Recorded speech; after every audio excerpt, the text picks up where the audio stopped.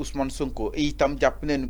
huissier de justice bi mooy seen arme parce que huissier bi tamit fépp fi nga xam ni itam dem neen fa dafa daal di constater lim daal di constater mu jël ko boolekaak li Ayib dafa daal di constater boolekaak li maître la daal di constater daal di koy jébbal li nga xam ne que moo di conseil constitutionnel booral tey jii nañ si daal di ñëw si nu mu gën a yaatoo si possibilités yi nga xam ni itam mi ngi daal di tijjeeku si côté ki nga xam ne que moo di Ousmane Sonko pour mu daal di nekk candidat à la présidentielle bu 2024 en tout cas nag instant bi miru DGE tëj nañ ko par rapport ak li nga xam ne que moo di fiche yi amatul lam-laame ki nga xam ne que moo di Thierno Thiendella Fall joxewul li nga xam ne que moo di ses fiches de parrainage état ba mu weesu nañ ko ba état bi leen daal di tellu état bu li nga xam ne que moo di conseil constitutionnel Ousmane Sonko ak i parrainage débuté mooy itam ak li nga xam ne que moo di dossier ñi ngi si table li nga xam ne que moo di conseil constitutionnel exactement mais avant tout d'abord ñu bëri ñu ngi doon am ay sàkk-sàkk que ni est-ce que avocat Ousmane Sonko dinañ daal di saisir li nga xam ne que moo di le conseil constitutionnel étant donné que Ousmane Sonko amul li nga xam ne que moo di ses fiches alors démb juristes yi nag wax nañ que ni c'est possible Ousmane Sonko mu daal dem si yooyu li nga xam ne que moo di élection te itam gis nañ démb parti grâce yi mu daal di koy investir jëmale si présidentielle bu nu mel mais tout d'abord est-ce que non naka daal di analyser le fait que Ousmane Sonko saisir li nga xam ne que moo di ce conseil. Ouais, c'est le plein droit Ousmane Sonko saisir conseil constitutionnel c'est son droit le plus absolu. xam nga nee naa la fii la bataille ne se trouve pas au niveau des cours et tribunaux. Ils ont déplacé la bataille maintenant au Conseil constitutionnel. Moi, mon inquiétude se trouve au niveau du Conseil constitutionnel. Parce que le Conseil constitutionnel, moi, je dis que diou candidat là, wala diou du nek candidat, wala diou candidature dañ koy rejeter, wala dañuy valider candidature. Donc aujourd'hui, tous les comment dire ñi ñi yëpp seen xel ñu ngi koy braquer au niveau du conseil constitutionnel parce que tey conseil constitutionnel moom kese moo mën a wax kan moo mën a nekk candidat ak kan moo ko mënul nekk parce que tey je crois tey mooy dernier délai bi mooy le 26 à minuit moo tax nga gis beaucoup de candidats ont déposé leur candidature maintenant il y a une chose déposer sa candidature et être candidat c'est pas la même chose xam nga tey Serigne Fallou yow bu la neexoon tey comme am nga fiche de parrainage nga dem CDC nga fay caution bi nga ne tey damay yóbbu sama candidature au niveau du conseil constitutionnel même bu fekkee ya sa parrainage motul mën nga ko yóbbu moo tax ñi bëri ñi jàpp ni peut-être am na ñoo xam te dañoo yóbbu seen candidature placé ko mais en sachant que dañ koy rejeter parce que ñoom xam na ni que lu ñu laaj donc ci ay documents ñoom matal luñ ko maintenant le cas Ousmane Sonko c'est exceptionnel. Ousmane Sonko, il a beaucoup de formes de parrainage qui s'offrent à lui. Donc, mën am parrainage citoyen, sauf que mënu ko am jamono bi ni, mais mën am ce qu'on appelle le parrainage des élus et aussi des députés. Mota Ousmane Sonko, nga gis malgré les décisions de justice qui ont été données, donc moi manam justice jox nañ ko dëgg ni que Ousmane Sonko war nañu ko delloo ci donc ci le fichier électoral Ousmane Sonko et ses avocats am nañu sañ-sañ def seen document yóbbu ko au niveau du conseil constitutionnel xam nga il y a ce qu'on appelle défaillance administrative xam nga défaillance administrative boobu je crois mon ami chaque fois il day ñëwaat ci largement ci les défaillances donc de notre administration sénégalaise xam nga défaillance mooy maanaam ñu ne Ousmane Sonko tribunal wala juge magistrat moo ne nañ ko delloo ci fichier électoral bi ba ñëpp gis nga ni que ñëpp lire document bi ñëpp ne fan ñoom ñu taxaw administration taxaw ne du ko respecter loolu mooy défaillance parce que ñàkk woromal suñu loi yi dëkk weesuul tey justice joxe ndogal magistrat joxe décision nga taxaw ne doo ko respecter loolu mooy défaillance administrative loolu excusez-moi loolu bu amee ci réew c'est que réew boobu war na xoolaat boppam réew moomu war na xoolaat boppam ay administration bu taxaw ne du mu jëfee du respecter lu ndogal lu yoonu joxe comme décision bu amee ci réew na réew boobu xoolaat boppam parce que man je suis pas d'accord lu mel ni administration loo xamante ne service public la tey tribunal joxe décision ne leen nañu jëfee décision bi imaginez si c'était le contraire que si allait se passer bu fekkee contraire bi moo amoon dañuy gaawantu respecter justice bi. Maintenant tey peut-être ñoom lu ñu sóoraalewul parce que man maa ko wooyee loolu parce que bu fekkee 2 fois la justice ne Ousmane Sonko nañ ko réhabilité jox ko delloo ko ci fichier électoral bi administration taxaw ne du ko jëfee man jour yi imagine dama doon imaginer si l'effet contraire se produisait parce que gis nañu ko fii parce que dinañ fi parti bi. ouais gis nañu fii parti bi ñu dissoudre ko ci loo xamante ne sans sommation sans aviser ay parti bi waa parti bi ni que attention yéen a ngi ci lii mais ba kii nii ñu jox leen alerte dañoo xëy rek tëj Ousmane Sonko dans la foulée ñu dissoudre parti bi. ñii ñuy jàpp ni peut-être administration wala administration moo waxee la mais tey administration beneen justice moo ne nañu delloo Ousmane Sonko ci fichier électoral bi. c'est clair administration bi taxaw ne du ko jëfee. moo tax ma ne la bu amee ci réew non réew moobu xoolaat boppam. dafa war a xoolaat boppam parce que.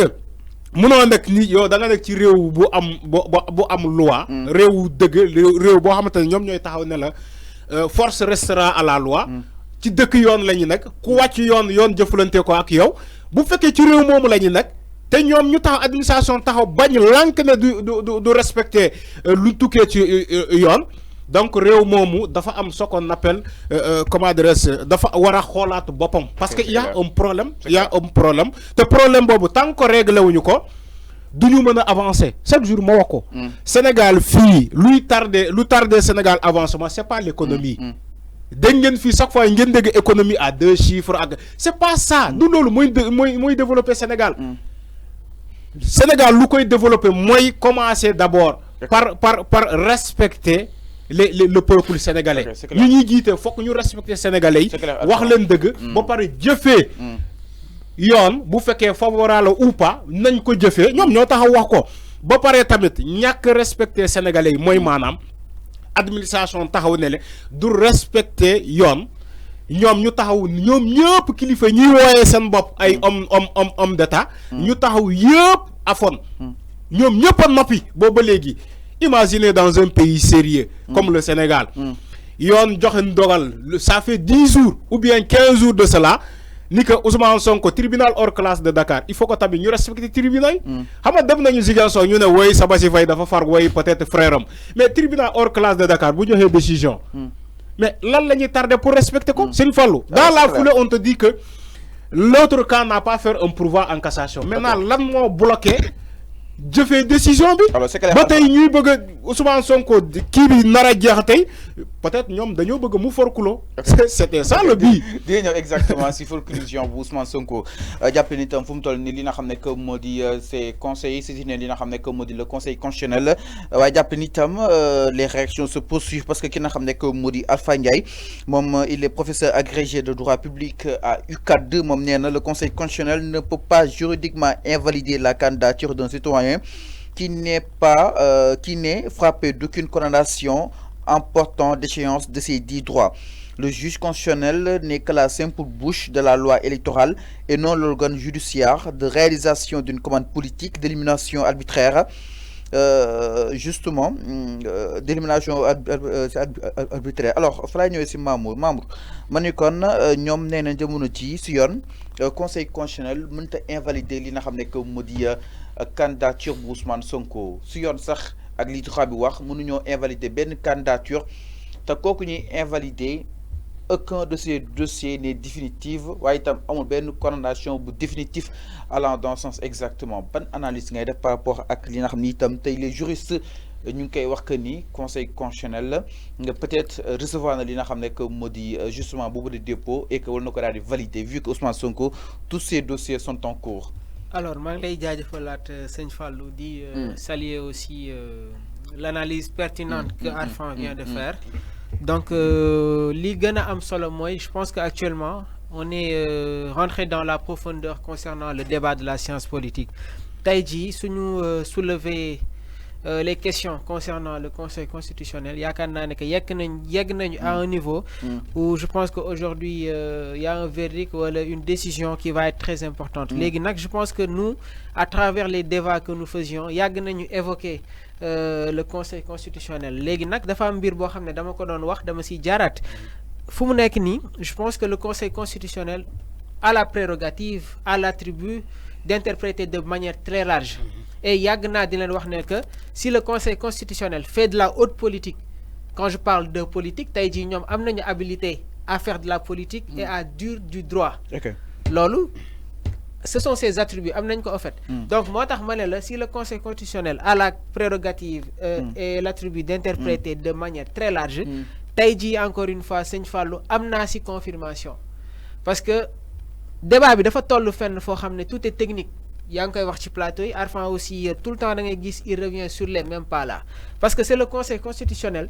qui valide ou invalide les candidatures. Le pôle d'avocat de Ousmane Sonko am na ay cadre yoo xam ne yëkkati woon nañ ko di wax sur le dossier bi nga xam ne peut-être présenté nañ ko. Tey jii si la DGE refuse de remettre les fiches de parrainage au mandataire Ayib Daffé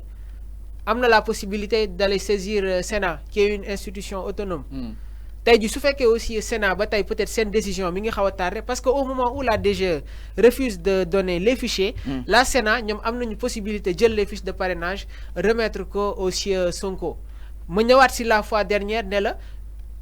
waa ex-Pastef wala le pôle d'avocat de Ousmane Sonko ils ont la possibilité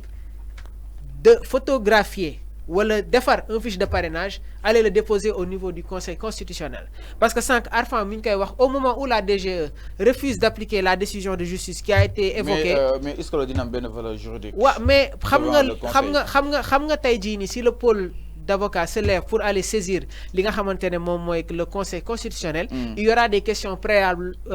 yoo xam ne dañ koy poser. C'est-à-dire pourquoi il y a ces manquements là. Légui nak dès lors que le pôle d'avocats de Ousmane Sonko soulevera manam ne man ñun dem nañu DGE son mandataire dem na, on nous a refusé l'accès. Demaat nañ fa, il refuse de nous donner li nga xamantene mom moy les fiches de parrainage. Dem nañu au niveau de la Sénat recevoir. Ils nous ont reçus, mais par contre, il y a toujours une décision qui tarde à être appliquée. Tout ça, ça fait partie des défaillances dans le domaine administratif. Donc, ce que la DGE fait actuellement, avec l'Union def yoy non yep, dina nek ay arguments yo xamné le pôle d'avocat de Ousmane Sonko dinañ dem déposer ko au niveau du Conseil constitutionnel. Donc nak dès lors que tay ji ni cette institution saisir nañ ko, il y aura du chamboulement concernant peut-être les décisions yi nga xamné tay ji tek nañ ko ci kaw table bi. Légui nak ce qu'il faut retenir, moi, Sénégalais, que la décision qui a été rendue par le tribunal hors classe de Dakar, Seigne Fallou, Taïdi, nous savons que amna valeur, amna importance. Parce que si le Conseil constitutionnel doit peut-être s'exprimer, décision yi nga xamné jugé na ci ñaari tribunaux yi da fay compter. Donc Taïdi, nous savons que exactement les décisions qui ont été rendues ont une importance, ont une valeur tellement juridique. Je pense que ce qui est sûr, le Conseil constitutionnel marchera sur les pas des deux tribunaux. Arfan Sank, il va beaucoup plus loin en revenant sur peut-être les pas de la bonne gouvernance. À chaque fois, je t'entends, sobre et vertueuse. Cheval de bataille à ne pas finir, reddition cour des comptes yooyu noonu yëpp tey jii dañ koy jël tegaat ko ci kaw table bi Sëñ Fallou. Léegi nag yaakaar naa ne que actuellement ñi nga xam ne ñoom ñoo nekk ci yenn institutions yi ci yenn juridictions yi war nañu delloo si waat seen xel xam ne que tey jii l'état de droit c'est la soumission de l'état au droit. Par contre tey jii au Sénégal on remet en cause li nga xamante ne moom mooy lan état de droit. Moo tax beaucoup d'analystes te diront que nous ne sommes plus dans un état de droit mais nous sommes dans un état de passe-droit. État de droit comme tu as l'habitude de te le dire day am li nga xamante ne moom mooy lu sobre. Quand je parle sobre mooy tey jii nii am na benn ministre boo xam ne buñ ko fi falee toog nañu ay quelque temps gis jabaram dem ci ngénte di baatare ay xaalis tey jii fal nañ fi benn ministre doomam jël oto dawal ci guddi def accident au lieu que yoon mu dal ci kawam non y a des négociations yi nga xam ne tey jii nii ñoom ñoo koy permettre à ce que mu am benn charge loolu mooy côté sobre bi léegi nag su ma ñëwee ci côté vertueuse bi les hommes qu'il faut à la place qu'il faut au moment où tey jii nii ñu jël benn nit sans qualification wala peut-être nit kooku noonu topp na sa ginnaaw pour am un poste loolu on remet en cause li nga xamante ne moom mooy vertueuse bi donc je pense que yii nii yëpp Sëñ Fallou suñ ko regroupé y a tellement de points d'interrogation yoo xam ne dañ koy poser mais li leer ba leer mooy si le Conseil constitutionnel fait de la haute politique en disant du droit tout simplement le droit, Ousmane Sonko sera candidat sur les élections de 2024. Alors, sa position, elle est très attendue. Le Conseil constitutionnel par rapport